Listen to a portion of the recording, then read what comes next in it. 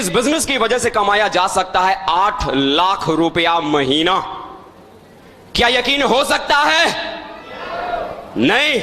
यकीन मानिए दोस्तों, मुझे भी यकीन नहीं हुआ कि 8 लाख रुपए महीना कमाया जा सकता है, क्योंकि दोस्तों मैं उस समय इलेक्ट्रॉनिक्स इंजीनियरिंग का मैं सेकेंड ईयर का स्टूडेंट हुआ करता था।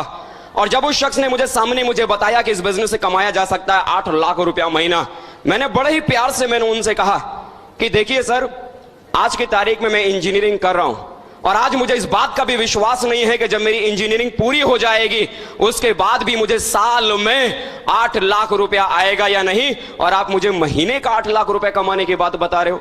ऐसा कैसे हो सकता है? दोस्तों यकीन नहीं हुआ।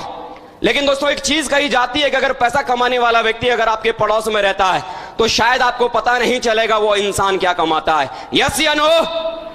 लेकिन दोस्तों मेरा नसीब बहुत अच्छा था कि पैसा कमाने वाले व्यक्ति मुझसे बहुत दूर नहीं बल्कि मेरे बहुत नजदीक थे, और जब वो लगातार इस काम को करते चले जा रहे थे और जब उनकी आमदनी इस बिजनेस की वजह से लाखों रुपया महीना यहां से जब आने लगी, तो दोस्तों मेरे दिल और मेरे दिमाग में सिर्फ और सिर्फ एक विचार आया कि कुछ भी हो, लेकिन आज के जमाने में लाखों रुपया कमाना कोई हंसी मजाक तो नहीं है।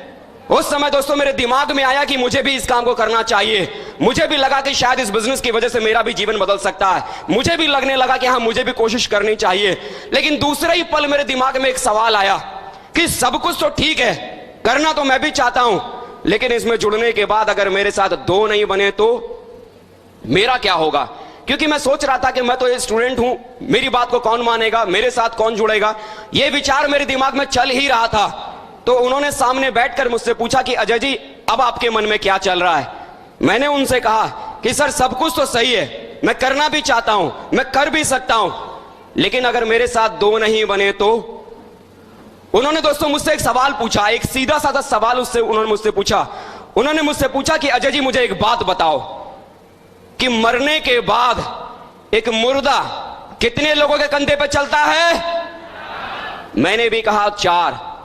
उन्होंने बोला मरने के बाद अगर एक मुर्दा अपने लिए 4 कंधों को तलाश लेता है तो अजय पंडित जरा सोच, अगर तू जिंदा है तो जिंदा रहते हुए मुर्दे का 50% काम 2 कंधों को तलाश नहीं सकता क्या?